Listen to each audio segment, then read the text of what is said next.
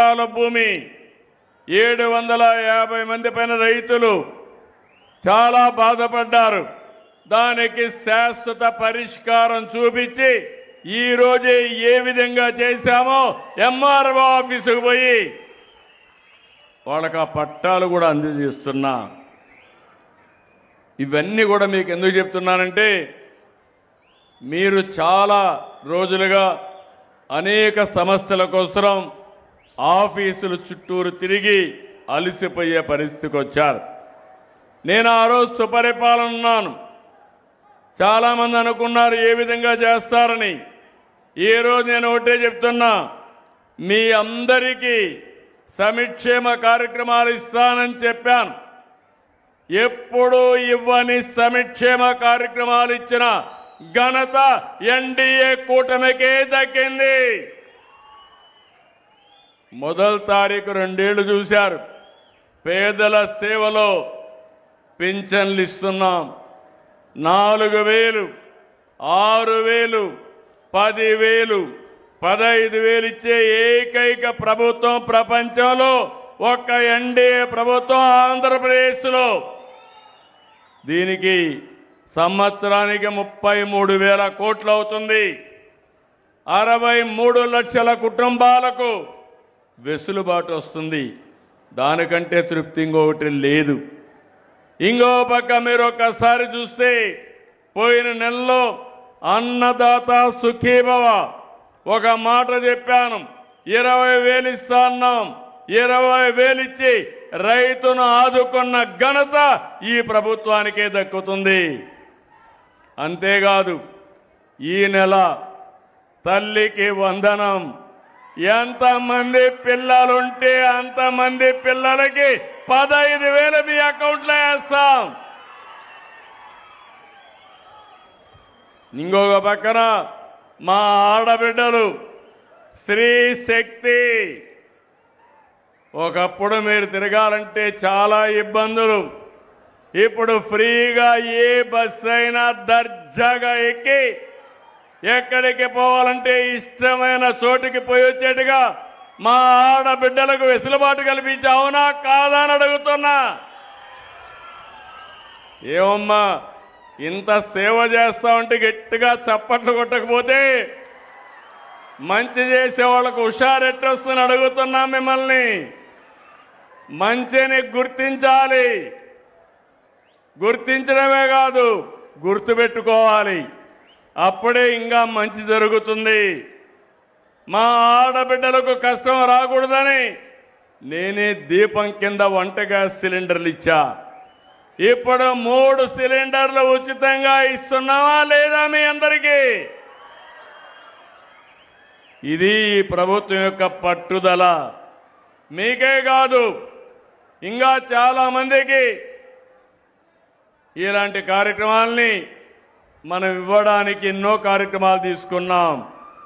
ఏదైతే ఆటో డ్రైవర్ల సేవలో, మత్స్యకారుల సేవలో, చేనేత కార్మికుల కోసం ఈ విధంగా మనం లెక్క పెట్టుకుంటూ పోతే అనేక సంక్షేమ కార్యక్రమాలకు నాంది పలికాం. ఈరోజు ఇంకొక పక్క ఏదైతే నిత్యావసర వస్తువులు కూడా చాలా పగడ్బందీగా ఇస్తున్నాం. అన్నా క్యాంటీన్ పేదవాడుకు కడుపు నిండా భోజనం పెట్టడానికి అన్నా క్యాంటీన్ పెడితే రద్దు చేశారు. ఈరోజు మళ్ళీ అన్నా క్యాంటీన్లు పెట్టి 5 రూపాయలకే కడుపు నిండా భోజనం పెట్టే ప్రభుత్వం ఈ ఎన్డీఏ ప్రభుత్వం.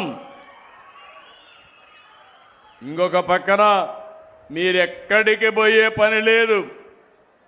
మన మిత్ర వాట్సాప్ గవర్నెన్స్ కొడితే ఏ పని కావాలన్నా ఏ సర్టిఫికేట్ కావాలన్నా ₹1 డబ్బులు లేకుండా వచ్చే పరిస్థితి వస్తుంది.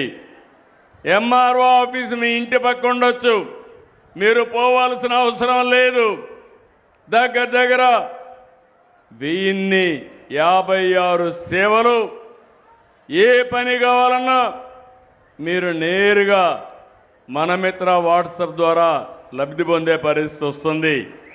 అవి కూడా మళ్ళీ ఒకసారి నేను ఎప్పటికప్పుడు సమాచారం కూడా తెప్పిస్తున్నా.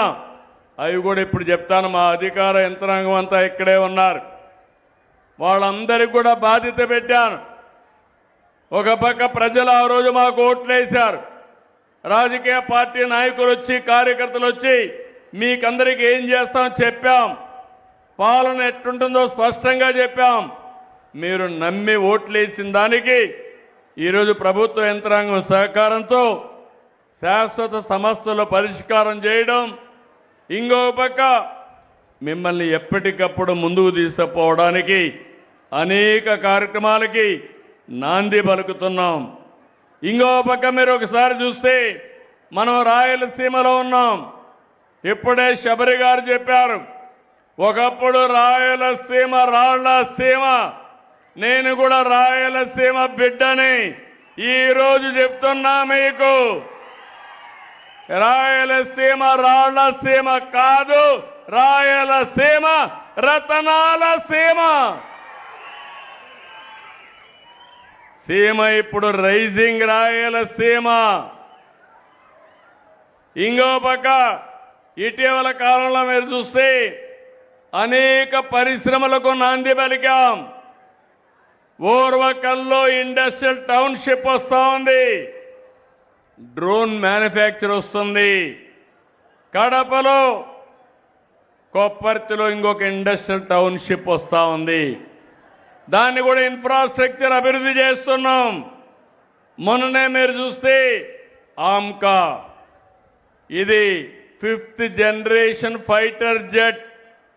ఇది మ్యానుఫ్యాక్చరింగ్ మన పుట్టపర్తిలో వస్తుందంటే, మన రాయలసీమలో వస్తుందంటే అది రాయలసీమ సత్తా.